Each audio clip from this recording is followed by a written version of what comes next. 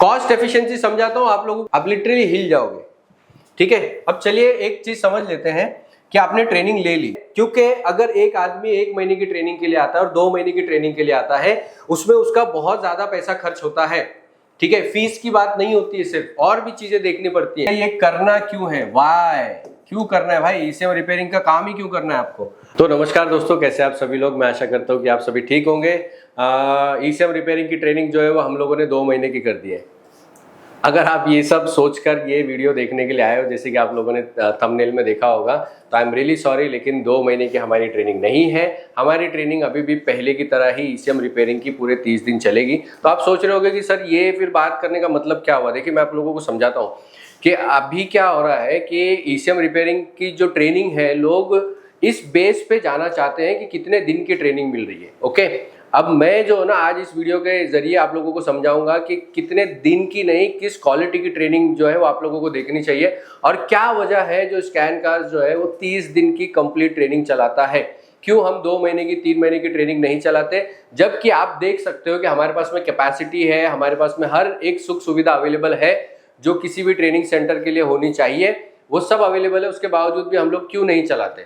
ठीक है, तो वीडियो में आप लोग आखिरी तक बने रहो। अगर आप लोग ईसीएम रिपेयरिंग ट्रेनिंग लेना चाहते हो या आप लोग ईसीएम रिपेयरिंग ट्रेनिंग के बारे में सोच रहे हो, तो ये वीडियो आप लोगों के लिए बहुत इंपॉर्टेंट है। मैं इस वीडियो के जरिए आप लोगों को समझाऊंगा कि अगर आप लोगों को ईसीएम रिपेयरिंग की ट्रेनिंग लेनी है तो वो किस बेस पे लेनी है। ये नहीं बताऊंगा कि अगर आपको लेनी है तो आप हमारे पास में ही आओ, आपको जहां जाना है वहां पे जाओ ट्रेनिंग लेने के लिए, लेकिन वो ट्रेनिंग का बेस क्या होना चाहिए, किस आधार पे आपको ट्रेनिंग में एनरोल करना चाहिए। क्योंकि अगर आप गलत इंफॉर्मेशन लेकर ट्रेनिंग लेने के लिए जाओगे तो बिलीव में आपको नुकसान के अलावा और कुछ हाथ में नहीं लगेगा, और ये नुकसान पहले भी लोगों को हो चुका है और अभी भी हो रहा है। ठीक है, तो चलिए वीडियो में आगे कंटिन्यू करते हैं।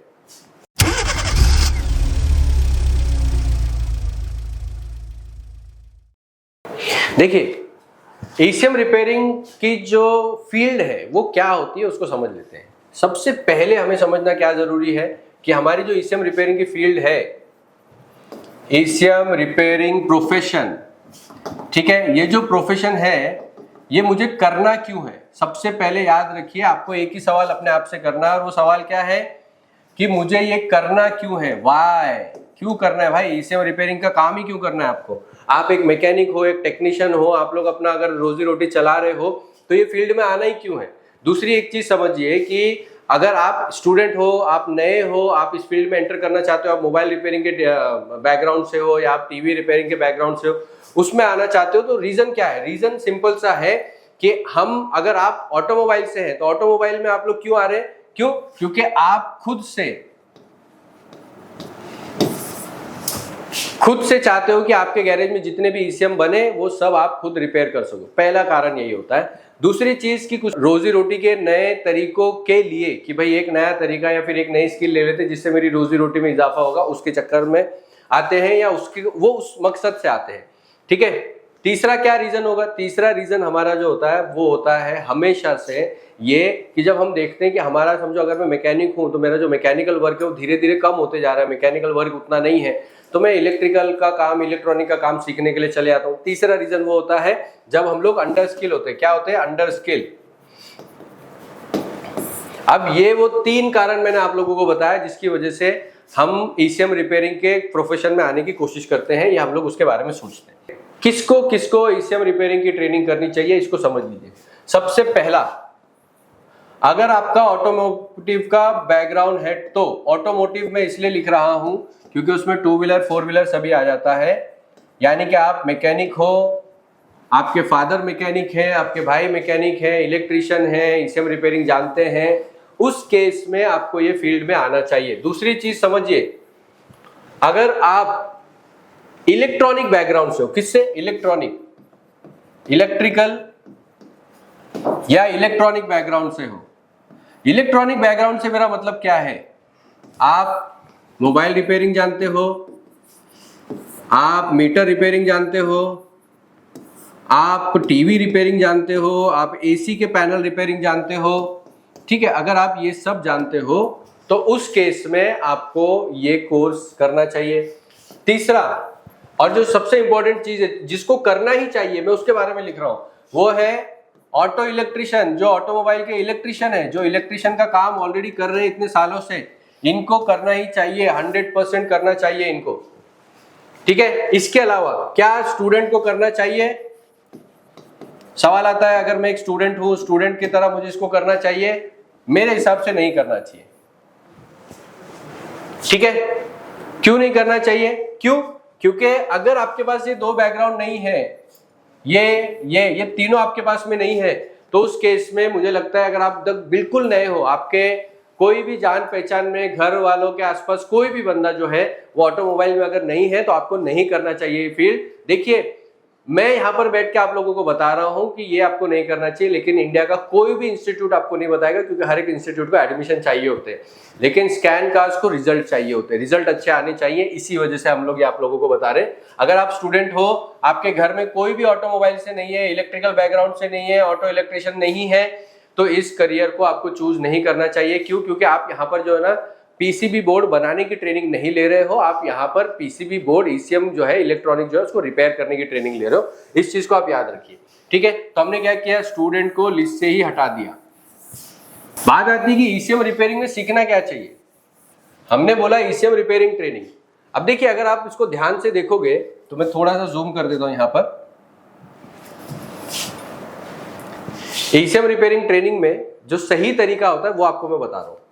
देखिए, ये जो सेक्शन आप देख रहे हो, ये है पिन आउट, यानी कि यहाँ से आपके ईसीएम के जो वायर्स हैं वो सेंसर और एक्चुएटर तक जाते हैं। यहाँ पर आप देख सकते हो कंपोनेंट के जो पिन आउट्स हैं, ये सारे पिन आउट्स यहाँ पर होते हैं। ठीक है, इसके बाद आपको छोटे छोटे से कंपोनेंट दिखाई देंगे। ठीक है, ये आपको दिखाई देगा कंपोनेंट, छोटे छोटे कंपोनेंट। देन फिर आपकी आईसीज आ जाती है, अलग अलग टाइप की आईसी है, आपका माइक्रो कंट्रोलर हो गया। ये सब जो आप देख रहे हो ना, इस तरीके से बोर्ड हमको दिखाई देता है। ठीक है, यहाँ पे आपको मॉसफेट दिखाई देंगे, ट्रांजिस्टर दिखाई देंगे, इस तरीके के कंपोनेंट दिखाई दे रहे हैं, आईसी दिखाई दे रही है, माइक्रो कंट्रोलर दिखाई दे रहा है। अब बात आती है कि मुझे क्या सीखना चाहिए। मुझे ये सीखना चाहिए कि अगर मेरे गाड़ी में समझ लो इंजेक्टर बंद है, तो इंजेक्टर क्यों बंद हुआ होगा, उसके लिए ये वाली आईसी गई है। राइट, यही सीखना चाहिए ना मुझे। अगर इंजेक्टर बंद है तो इंजेक्टर का फॉल्ट मतलब ये वाली आईसी गई, बस इतना ही तो पता करना है मुझे। यही तो ईसीएम रिपेयरिंग है। यही आप सोच रहे हो ना, ऐसा नहीं है दोस्तों, ये नहीं है ECM repairing. ECM repairing basically क्या है पता है, वो इलेक्ट्रॉनिक रिपेयरिंग है। दूसरी एक चीज और आपको समझाता हूं। ये तो हो गया हमारा ईसीएम। क्या हो गया? ईसीएम। लेकिन अगर कल को गाड़ी में बीसीएम खराब होगा तो आप क्या करोगे? गाड़ी के अंदर अगर ईपीएस खराब होगा तो आप क्या करोगे? क्या हर बार किसी ना किसी कंट्रोल मॉड्यूल को सीखने के लिए आप कहीं पे जाओगे? नहीं जा सकते ना। इसीलिए क्या होता है कि आपकी जो ट्रेनिंग है, अगर इस बेस पे, इसको हम लोग बोलते हैं टिप्स एंड ट्रिक्स। ये जो आप देख रहे हो ना, इसको हम लोग बोलते हैं टिप्स एंड ट्रिक्स। और ये जो टिप्स एंड ट्रिक्स है, ये तो यूट्यूब पे फ्री में भी मिल जाती है। अगर आपको शोल्डरिंग, डी शोल्डरिंग की प्रैक्टिस करनी है, मार्केट में से 8-10 भंगार में ईसीएम उठाकर लेकर आ जाइए और soldering, D soldering, soldering iron ले लीजिए, अपना शोल्डरिंग स्टेशन ले लीजिए। उससे आप यूट्यूब पे देख के भी सीख सकते हो टिप्स एंड ट्रिक्स। अगर आपको सीखना है तो अपना काम छोड़ के, अपना समय निकाल के 2 महीने के लिए कहीं पे आप अगर जा रहे हो तो आपको क्या सीखना मिलना चाहिए? आपको सीखने मिलना चाहिए। और ये मैं एकदम ब्लंटली बोल रहा हूं, मुझे पता है कि ये बात बोलने के बाद बहुत सारे लोगों को बुरा भी लगेगा। क्यों? क्योंकि इससे पहले भी मैंने वीडियो बनाई है ईसीएम रिपेयरिंग के बारे में, और मैंने तो उस वक्त ये बोला था कि भाई आओ ही मत। मैंने बहुत डिटेल में एक्सप्लेन किया था कि अगर आप ये सारी चीजें आप लोग फॉलो नहीं कर सकते तो प्लीज मत आओ। लेकिन उसके बावजूद भी मुझे अभी भी इंक्वायरी आती है, तो उसमें बहुत सारे लोग जो है ना ऐसे ऐसे सवाल करते हैं, जिसके अंदर एक सवाल ये अभी बहुत ज्यादा आ रहा है कि सर 2 महीने की ट्रेनिंग मिल रही है, आप 1 महीने की ट्रेनिंग 1 महीने में कैसे सिखाओगे? भाई साहब, आपको जो ट्रेनिंग मिल रही है, हम वो सिखा रहे हैं पीसीबी लेवल की ट्रेनिंग। ओके, अब पीसीबी लेवल के अंदर सभी ऑटोमोबाइल इलेक्ट्रॉनिक आते हैं, सभी ऑटोमोबाइल इलेक्ट्रॉनिक, सभी इलेक्ट्रॉनिक मोबाइल्स, ऑटोमोटिव इलेक्ट्रॉनिक से मेरा मतलब क्या है? इससे मेरा मतलब है आपका ईसीएम, बीसीएम, ईपीएस, इमोबिलाइजर, जितने भी कंट्रोल मॉड्यूल है, एनी अदर कंट्रोल मॉड्यूल। आपको भी पता है कि आज के टाइम पे मॉडर्न व्हीकल के अंदर 40 से ज्यादा कंट्रोल यूनिट्स आते हैं। ठीक है, तो आप सभी को रिपेयर करने आना चाहिए, क्योंकि हर एक पीसीबी के अंदर एक माइक्रो कंट्रोलर होता है, तो आपकी माइक्रो कंट्रोलर की अंडरस्टैंडिंग अच्छी होनी चाहिए। हर इसके अंदर आईसीज होती है, जिसमें आपकी ड्राइवर आईसी होती है, आपकी पावर आईसी होती है, इस तरीके की जो आईसी होती है आपको सबको अंडरस्टैंडिंग आनी चाहिए। उसका आपको आईसी का जो पूरा का पूरा डेटा शीट है वो डेटा शीट समझ में आना चाहिए। ये डिटेल ट्रेनिंग आपको आनी चाहिए, ठीक है। अब बात आती है कि 2 महीने में अगर हम करेंगे तो ऑब्वियसली बहुत अच्छी बात है, तो 2 महीने में तो ज्यादा ही समझ में आएगा। अब आप एक चीज समझिए, यहाँ पे जो है ना, एक मैं आपको ऑटोमोबाइल इंजीनियरिंग नहीं सिखा रहा हूँ कि 2 महीने कर लेते हैं, 3 महीने कर लेते हैं, 6 महीने कर लेते हैं, 1 साल कर लेते हैं। अगर 1 साल का डिप्लोमा भी होता है तो आप देखोगे कि डेली क्लास चलती ही नहीं है, ठीक है। हम एक सब्जेक्ट सिखा रहे हैं, और सब्जेक्ट क्या है? सब्जेक्ट है ईसीएम रिपेयरिंग ट्रेनिंग, या जो हमारा कोर्स है, मैं आपको हमारे कोर्स का नाम ही बताता हूं। हमारे कोर्स का नाम है AECUD।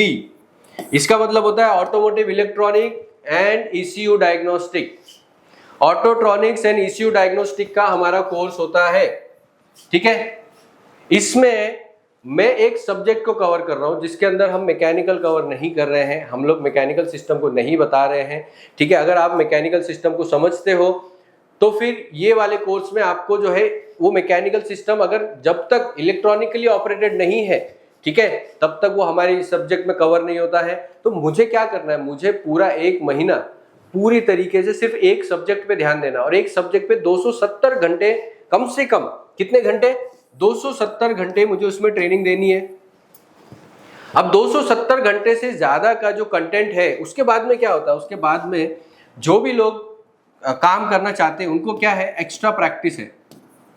अब एक्स्ट्रा प्रैक्टिस भी किस चीज पे करेंगे? आप एक बात बताइए, आपका कंपोनेंट कवर हो गया, आईसी टेस्टिंग हो गई, आपकी एमसीयू टेस्टिंग हो गई, कोडिंग हो गई, प्रोग्रामिंग हो गई, ऑन टेबल कनेक्शन बनाना हो गया, कैनवस बनाना हो गया, ये सब आपका कवर हो गया।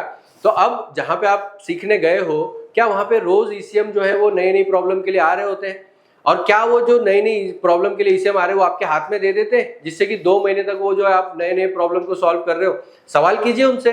2 महीने, अगर 1 महीने की ट्रेनिंग कंप्लीट हो जाती है, मैं 100% बोलता हूँ 1 महीने की ही ट्रेनिंग सफिशिएंट होती है, क्योंकि हम पिछले 3 साल से चला रहे हैं और 1 महीने में कंप्लीट सिलेबस कवर होता है, और यही वजह से हमारा 80% से ज्यादा जो है ना, हमारा पॉजिटिव रिजल्ट आता है, ठीक है।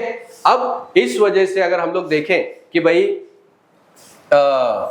1 महीने से ज्यादा लग रहा है, 1 महीने से ज्यादा का फायदा तभी होगा दोस्तों जब आपका इंस्टीट्यूट आपको एक्चुअल वाली प्रॉब्लम जो आ रही है उनके ऊपर आपका काम करा, क्योंकि ट्रेनिंग आपकी हो गई, अब प्रॉब्लम के ऊपर काम करो, सही बात है। और वो कोई भी इंस्टीट्यूट नहीं कराता है, उसका रीजन है स्टूडेंट्स पे कोई भरोसा नहीं करता है। और हम लोग ये 2 महीना ना करते हुए 1 महीने में ही आपकी ट्रेनिंग प्लस प्रैक्टिस, ये दोनों कवर करते हैं। 90% से ज्यादा हमारा प्रैक्टिकल होता है। क्या होता है? प्रैक्टिकल। आप लोग स्क्रीन पर देख पा रहे होंगे हमारा लैब जो है वो हाईली इक्विप्ड होता है,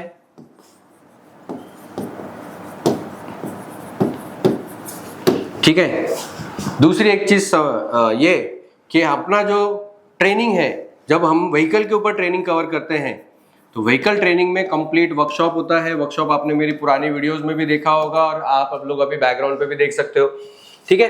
तो ये सब कुछ हम लोग कवर करते हैं। आपकी ट्रेनिंग जो है वो ईसीएम रिपेयरिंग की नहीं बल्कि ईसीयू रिपेयरिंग की होनी चाहिए।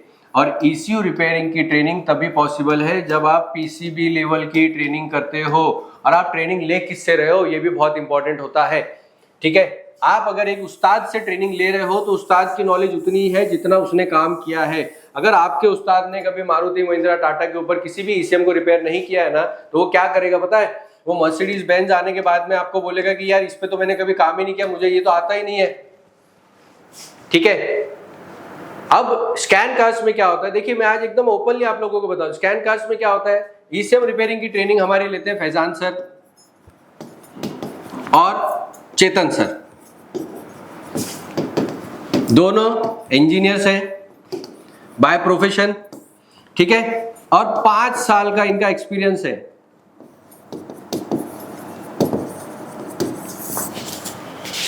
और इंजीनियर होने का फायदा ये है ना दोस्तों कि उनके पास में ये समझ है कि नई नई टेक्नोलॉजी को कैसे समझा जाता है, उसमें आने वाली प्रॉब्लम को कैसे आइडेंटिफाई किया जाता है। एंड यही वजह है कि आज के टाइम पे हम हर एक कंट्रोल मॉड्यूल की रिपेयरिंग की ट्रेनिंग दे पा रहे हैं, जबकि शुरू हमने भी ईसीएम रिपेयरिंग से ही किया था, लेकिन हमें बाद में रियलाइज हुआ कि स्टूडेंट्स को हर कंट्रोल मॉड्यूल रिपेयर करने आना चाहिए। ठीक है, अब ये जो आप पूरा का पूरा सिस्टम देख रहे हो, इसके बाद में ना वापस बात जो है ना वो आ जाती है टाइम के ऊपर कि भैया कितना टाइम चलेगा। ठीक है, सबसे पहली चीज जो मैंने आप लोगों को बताया कि कोर्स जो है वो सिर्फ 1 मंथ या फिर 270 घंटे का ही होता है। आप अगर 2 महीने के लिए भी आप जा रहे हो ना, तो आप एक चीज नोटिस करना, जो ट्रेनिंग है आपकी, वो ट्रेनिंग आपकी ऑन एंड ऑन 200-250 से लेके 350 घंटे ही चलती है। उसके अलावा आपको सिर्फ टाइम पास कराया जाता है। और अगर आप ये ट्रेनिंग लेते हुए वीडियो देख रहे हो तो मुझे पता है आप लोगों को बुरा लग रहा होगा, लेकिन ये रियलिटी है। ठीक है, आप लोग देखना चाहते हो जाके ट्राई करके देख लो। तो हम जो है ये पूरा 270 घंटा यूटिलाइज करते हैं। दूसरा बात जो इंपॉर्टेंट क्या है, आपकी ट्रेनिंग ईसीयू रिपेयरिंग की होनी चाहिए, ना कि ईसीएम रिपेयरिंग की। क्यों? क्योंकि गाड़ी के अंदर बहुत सारे कंट्रोल यूनिट आते हैं। आगे जाके गाड़ियां कौन सी आ रही है? ईवी आ रही है। तो जब ईवी आ रही है तो ईवी में क्या होगा? आप बोलोगे कि ईवी में ईसीएम है, ईसीएम नहीं है, उसके अंदर वीसीयू है, पर वो ईसीएम की तरह ही काम करता है, पर उसके अंदर और भी तो कंट्रोल मॉड्यूल है ना। और ईवी के तो कंट्रोल मॉड्यूल में और ज्यादा काम आएगा, तो उस टाइम पे हम क्या करेंगे? इसीलिए हमारी जो ट्रेनिंग है वो ईसीयू की होनी चाहिए, यानी इलेक्ट्रॉनिक कंट्रोल यूनिट की होनी चाहिए। वो कंप्लीट आपकी जो है ना 270 घंटे में पूरी डिटेल में हो जाती है। ठीक है, इसके बाद में अब अगर आप ये चाहते हो कि आपके ट्रेनिंग जितनी पैसे आपने खर्च किए हैं उसकी पूरी वैल्यू आपको मिले, तो उसके लिए भी 1 महीना ही सही है। उसका रीजन आप लोगों को बताता हूं। कॉस्ट एफिशिएंट, मैं यहां पर लिख रहा हूं कॉस्ट एफिशिएंट। क्यों हमारी जो ट्रेनिंग है वो कॉस्ट एफिशिएंट है? ठीक है, कॉस्ट एफिशिएंसी समझाता हूं आप लोगों का, आप लिटरली हिल जाओगे। ठीक है, अब चलिए एक चीज समझ लेते हैं कि आपने ट्रेनिंग ले ली, तो मैं ये मिटा देता हूं और सिर्फ कॉस्ट एफिशिएंसी के ऊपर जो है ना आप लोगों को एक्सप्लेन करता हूं। ठीक है, अब देखिए हम लोग एक सिचुएशन ले लेते हैं जिसमें मैं यहां पर कॉस्ट एफिशिएंसी लिखता हूं।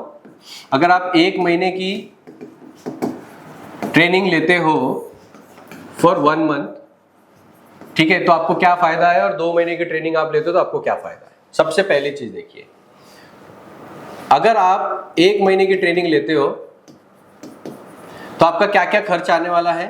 सबसे पहले ले लेते हैं हम लोग, देखिए आपकी फीस होगी। समझ लो ये केस में हमारी फीस पकड़ लेता हूं मैं, हमारी फीस है 55,000 रुपीज। ओके, अब ये जो 55,000 फीस है हमारी, इसके अंदर इंक्लूडेड हॉस्टल है आपका। ठीक है, इसके अंदर आपका डे टाइम का फूड है। फूड मैंने क्यों लिखा है यहां पर, वो इसलिए लिखा हुआ है क्योंकि वहां पे आपका ब्रेकफास्ट आता है, आपका लंच आता है, दिन में चाय नाश्ता वगैरह जो कुछ भी है वो सारा डे टाइम का फूड। इसके बाद में स्टेशनरी, आपका पेन, पेंसिल, बुक, नोटबुक हो गई, पेन हो गया, पेंसिल हो गया, वो सारा सब कुछ। और आपके प्रैक्टिस मटेरियल, प्रैक्टिस मटेरियल मतलब क्या होता है, जितना भी ट्रेनिंग के दौरान आप जो भी काम करोगे वो सब कुछ जो है आपको हमारी तरफ से ही मिलेगा, और वो है हमारी फीस 55,000 रुपीज। ठीक है, ओके। अब इसके बाद में मैं आपको एक चीज और बताता हूं। आप 1 महीने के लिए आए तो सबसे पहले तो देखो आपको फीस देनी है। अच्छा, एक चीज और याद रखिए, इसमें जो है ना आपको पर्सनल एक्सपेंस है आपके। अब मैं यहां पे पर्सनल एक्सपेंस लिख देता हूं। पर्सनल एक्सपेंसेस में क्या खर्चे हैं आपके, मैं बताता हूं। देखिए, पहला जो आपने ट्रैवल किया है, ट्रैवल एक्सपेंस हो गए। ठीक है, यहां पे जैसे मैंने बताया आपको डे टाइम का आपका खर्चा है, लेकिन आपको रात का आपको करना पड़ेगा डिनर। ओके, इसके बाद में अगर आप और कुछ शौक रखते हैं, चाय पानी नाश्ता बीड़ी तंबाकू, तो वो आपके हो गए। ठीक है, उसको हम लोग मिसेलेनियस में डाल देते हैं। अब ये जो है हमारा ट्रैवलिंग, डिनर, मिसलेनियस, ये सारा सब अगर मैं पकड़ लेता हूँ तो मोटा मोटे तौर पे जो है ना हमारा खर्च आ जाता है करीब करीब एक महीने का 10,000 रुपये। और ये चीज हम लोग क्लियरली बताते हैं कि भाई ये खर्चा आपका लगेगा, क्योंकि लंच है, उसके अंदर चाय बीड़ी नाश्ता, आपका डिनर हो गया, आपके ट्रैवलिंग टिकट वगैरह आपको खर्च करने पड़ेंगे आने जाने के लिए, ये सारा सब कुछ जो है आपका। ये जो ट्रैवल मैंने आपका बोला वो आपके पर्सनल ट्रैवल है। हमारे यहाँ पे हॉस्टल जो है वो वॉकिंग डिस्टेंस पे, तो आपको ट्रैवल करना नहीं पड़ता है, ठीक है। तो ये आपके दो बड़े खर्चे आते हैं, ये हो गया फीस और इसके बाद में आपका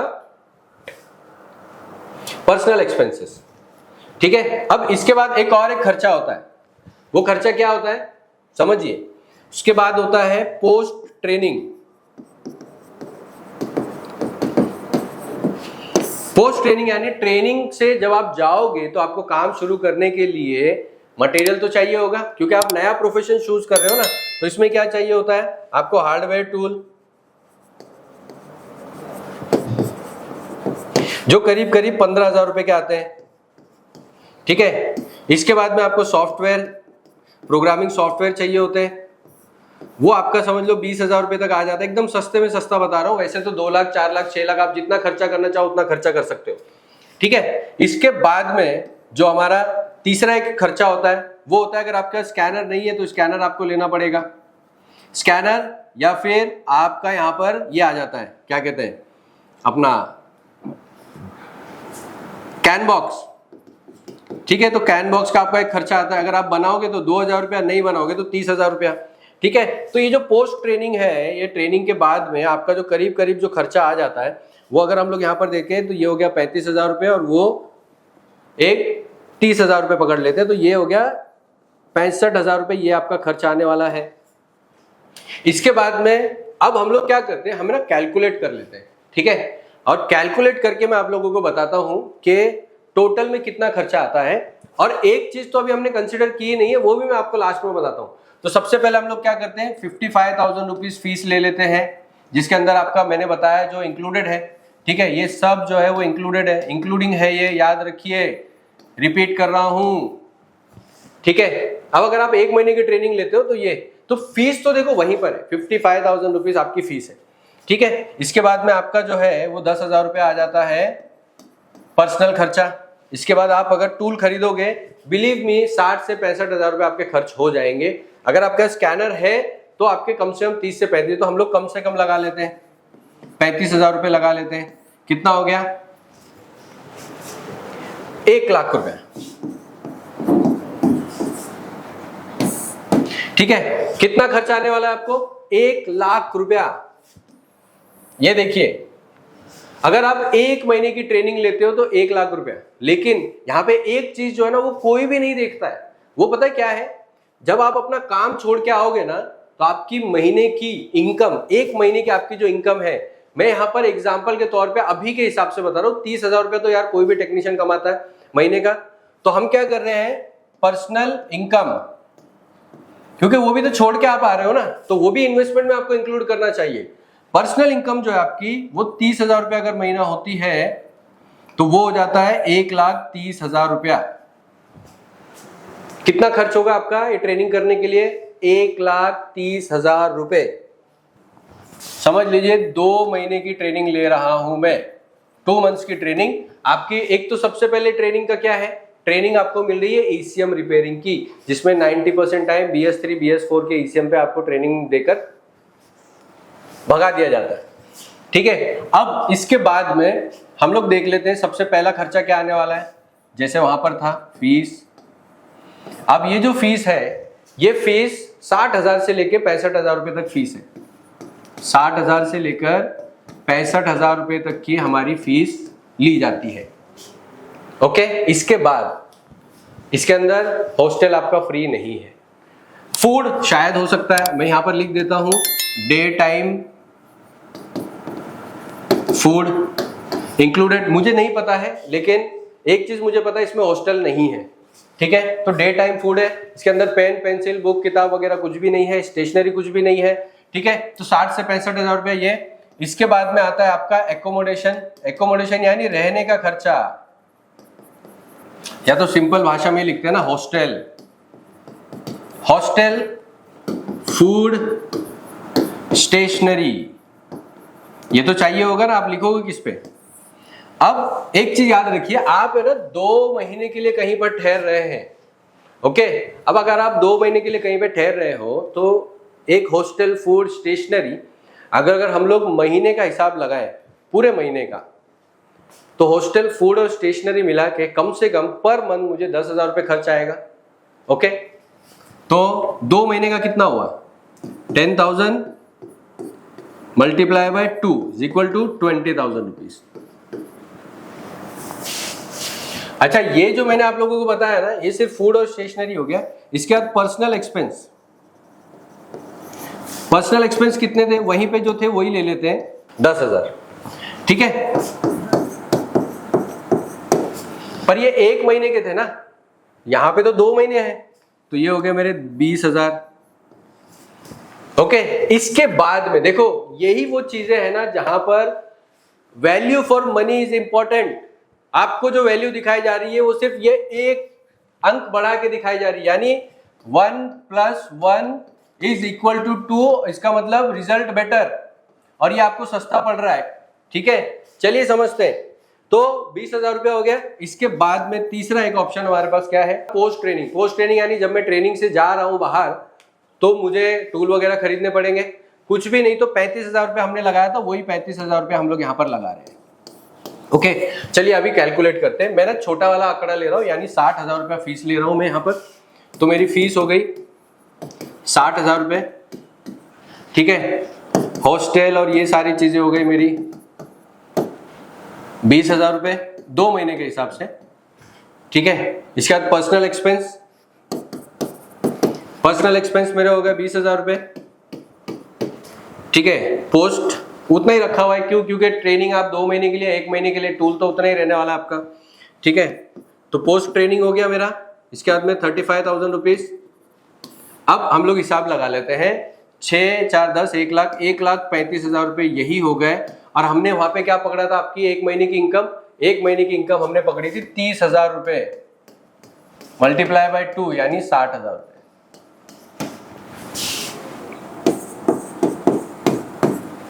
ये लो सर 195, 1,95,000 रुपया आपका खर्च हो जाएगा सिर्फ ट्रेनिंग लेके काम चालू करने में। और इसके बाद जो आपकी ट्रेनिंग होगी वो होगी ईसीएम रिपेयरिंग की। और ईसीएम रिपेयरिंग में जब आप काम करना शुरू करोगे 90% टाइम आपको समझ में आएगा नहीं कि ये क्या काम हो रहा है, कैसे हो रहा है, ठीक है। क्यों, क्योंकि ईसीएम रिपेयरिंग की नहीं, ईसीओ रिपेयरिंग की ट्रेनिंग होनी थी, पूरा टाइम आपको देना था, कहीं पे आपका टाइम वेस्ट नहीं करना था। ये एक वजह है, क्योंकि अगर एक आदमी 1 महीने की ट्रेनिंग के लिए आता है और 2 महीने की ट्रेनिंग के लिए आता है, उसमें उसका बहुत ज्यादा पैसा खर्च होता है, ठीक है। फीस की बात नहीं होती है सिर्फ, और भी चीजें देखनी पड़ती हैं। ये जो पैसा खर्च हो रहा है, इस पैसे से ही वो आगे जाके अपना 3-4 महीने में बिजनेस बना सकता है। अब 1,35,000 से सीधा सीधा 60,000 रुपए का जो है ना उसका डिफरेंस आता है। यानी आप 2 महीने की ट्रेनिंग अगर आप ले रहे हो तो 60,000 रुपये आप ज्यादा खर्च करके आ रहे हो, ठीक है। यहाँ पे देखने वाली बात क्या है, देखने वाली बात ये है कि भाई 2 महीने की ट्रेनिंग सिर्फ 60,000 रुपये, यानी महीने की कितनी हुई, 30,000 रुपये। लेकिन इससे फर्क नहीं पड़ता है दोस्तों। दूसरी एक चीज और मैंने बताई आप लोगों को कि ईसीएम रिपेयरिंग का जो हमारा कोर्स होता है उसमें उसकी एक लिमिट है कि आप उसको कितने दिन तक चला सकते हो, ठीक है। कंपोनेंट कितने दिन में कवर होंगे, आपके आईसीज वगैरह कितने दिन में कवर होंगे, हार्डवेयर पे शोल्डरिंग, डीशोल्डरिंग, आईसी को शोल्डरिंग करना, डीशोल्डरिंग करना, पिन आउट को, आपका कैनवस कैसे बनाना है, ये सब हम कितने दिन तक चला सकते हैं, इसकी एक लिमिट होती है, ठीक है। और वो लिमिट जो है हमारे हिसाब से, हम 3 साल से चला रहे हैं, 270 से लेकर 350 घंटे तक की होती है। और वही हम लोग कवर करते हैं, डिपेंड करता है बैच कैसे आई है, उनके अंडरस्टैंडिंग लेवल क्या है। रात के 9-9 बजे तक हम लोग जो है वो ट्रेनिंग चलाते हैं। आप लोगों ने देखा भी होगा मेरे सेशन कुछ रात के टाइम पे चल रहे हैं। फैजान सर के कुछ सेशन जो है वो नाइट के टाइम पे चल रहे हैं। उसका रीजन क्या होता है, क्योंकि स्टूडेंट की जरूरत है तो हमें पूरा करना पड़ता है। और यही एक वजह है ना दोस्तों, ये मैंने आज आप लोगों को एक्सप्लेन किया। अब बात ये आती है कि अगर आप लोगों को ईसीएम रिपेयरिंग की ट्रेनिंग करनी है, वो 1 महीने में करनी चाहिए, 2 महीने में करनी चाहिए, ये डिसाइड आप कीजिए। हमें सिर्फ एक चीज पता है कि अगर आप स्कैन कास्ट के ट्रेनिंग सेंटर में आते हो ईसीएम रिपेयरिंग की ट्रेनिंग लेने के लिए, तो इस बात की हमारी जिम्मेदारी है कि आप यहां से जब जाओगे तो आप पूरी तरीके से किसी भी कंट्रोल मॉड्यूल को रिपेयर कर सकते हो, बस आपको प्रैक्टिस की जरूरत होगी। अब जो प्रैक्टिस का जरिया है वो भी हमने क्या किया है, प्रैक्टिस के लिए एक बहुत ही सिंपल तरीका हम लोगों ने अपनाया है। और वो क्या है पता है, चलिए आप लोगों को एक्सप्लेन करता हूं।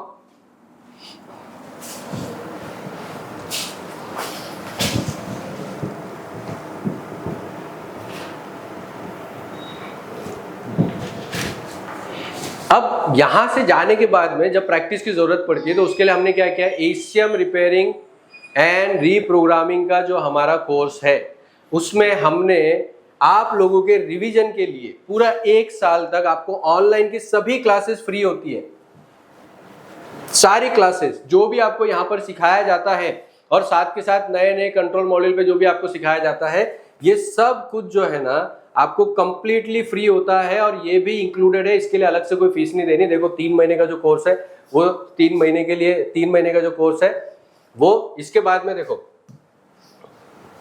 15,000 रुपए का जो हमारा 1 साल का ऑनलाइन चलता है वो आप लोगों को फ्री मिलता है। क्योंकि हम भी जानते हैं जब आप यहाँ से जाओगे तो आप लोगों को कुछ ना कुछ डाउट रह जाता है, कुछ समझ में नहीं आता है, कोई टॉपिक आपके ध्यान से निकल जाता है, तो हम लोग इस चीज की जिम्मेदारी लेते हैं कि यार अगर पर्सन यहाँ से जा रहा है तो उस तक सारा का सारा रिवीजन उस तक पहुंचना चाहिए, उसने क्या सीखा है क्या नहीं सीखा। कई बार क्या हम नोट्स बनाना भूल जाते हैं, तो उस केस में भी उस तक ये जो है ना पहुंचना चाहिए और इसीलिए ये सारा सब कुछ इंतजाम किया जाता है। अब एक चीज मैं आप लोगों को और बता देना चाहता हूं, अगर आप लोग ये वीडियो देखने के बाद कंफ्यूज हो या बहुत सारी वीडियो आपने देखी फिर भी आप कंफ्यूज हो कि भाई ईसीएम रिपेयरिंग का मैं कोर्स करूं या नहीं करूं, तो एक बहुत अच्छा तरीका आप लोगों को बता देता हूं। आप को समझ में आने वाला या नहीं आने वाला है ईसीएम रिपेयरिंग का कोर्स, आप स्कैनकास्ट का ऐप डाउनलोड कीजिए, वहां पर जाइए। 3 महीने की जो ट्रेनिंग है वो 8,934 रुपए में आप लोगों को मिल जाती है। इस पर भी 20% का डिस्काउंट चल रहा है। आप यहाँ पे कोई भी कूपन अप्लाई करोगे तो आप लोगों को मिल जाएगा। ठीक है, तो ये आप अगर ट्रेनिंग ले लोगे, आप यहाँ से ऑनलाइन में शुरू कीजिए। मैं ये नहीं बोल रहा हूँ ऑनलाइन में आपको 100% समझेगा कि नहीं समझेगा, वो तो हर किसी की अपनी अपनी कैपेसिटी होती है। ठीक है, ये जो कोर्स है आज वर्ल्ड में करीब करीब देखिए आपको दिखा देता हूँ, यहाँ पे पूरे जो है ना नंबर बनते हैं, तो ये रहा सर 10,000 से ज्यादा स्टूडेंट जो है वो इसमें हमारे ट्रेनिंग ले रहे हैं वर्ल्ड वाइड। ठीक है, अब यहाँ पर आपको करना क्या है, अगर आपके मन में डाउट है तो स्कैनकास्ट के ऐप को डाउनलोड कीजिए। वीडियो के डिस्क्रिप्शन में आप लोगों को ऐप मिल जाएगा।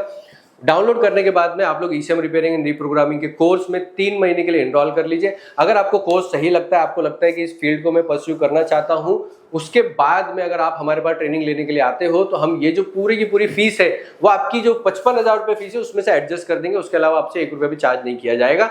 ठीक है, और ये एक बहुत अच्छा तरीका है, एक बड़ी इन्वेस्टमेंट करके वहां जाकर पता लगाना कि भाई ये ट्रेनिंग मेरी सही है कि नहीं है, उससे अच्छा आप डायरेक्टली यहाँ पर ऑनलाइन में ट्रेनिंग लेकर बहुत ही आसान तरीके से अपने घर पे बैठे पता लगा सकते हो कि ये जो फील्ड है मुझे परस्यू करनी चाहिए या नहीं करनी चाहिए। आज की वीडियो में दोस्तों मैं बहुत ही कंसर्न था, क्योंकि मुझे बहुत सारे लोगों ने बोला कि सर ऑनलाइन में खास करके जो लोग ट्रेनिंग ले रहे हैं कि सर मैं कहीं पे गया था 2 महीने की ट्रेनिंग ली, पर वहाँ पे हमें घंटों बिठा के रखते थे, टाइम पास कराते थे।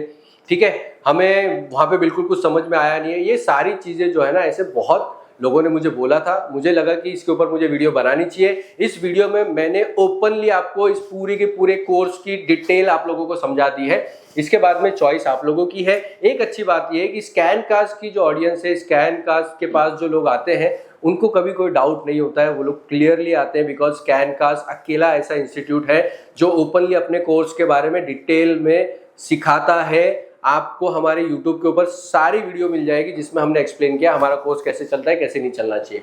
ठीक है, तो अगर आप लोगों को आज की वीडियो पसंद आई है और आप लोगों ने मन बनाया ईसीएम रिपेयरिंग की ट्रेनिंग करने का, तो आप लोग हमारी टीम को कांटेक्ट कर सकते हो। आपको जो है ना स्क्रीन पे आपको नंबर आ रहे होंगे, उनको कांटेक्ट कीजिए और ज़्यादा जानकारी लीजिए। एक चीज़ विजिट कीजिए, विजिट करने में आपको और ज़्यादा डिटेल में समझ में आएगा। ठीक है, तो आई होप आज की जो वीडियो है आप लोगों के लिए यूजफुल रही होगी, उन लोगों के लिए खास करके जो कि ईसीएम रिपेयरिंग करना चाहते हैं। इसके अलावा चैनल पे बहुत सारे automotive diagnosis, electronic repair and ECM repairing की वीडियोस पड़ी हुई हैं। मैं आपको रिकमेंड करूंगा जाइए, देखिए, हमारा तरीका देखिए, आपको पसंद आता है कि अगर आपको पसंद आए तो डेफिनेटली आप ट्रेनिंग में आइए। ठीक है, तो इसी के साथ साथ वीडियो को लाइक करना ना भूलें, चैनल को सब्सक्राइब करें और ज़्यादा से ज़्यादा लोगों तक इस वीडियो को पहुंचाएं ताकि उनको भी जो डाउट्स हैं वो क्लियर हो सके। थैंक यू सो मच, जय हिंद। ठीक है भाई साहब।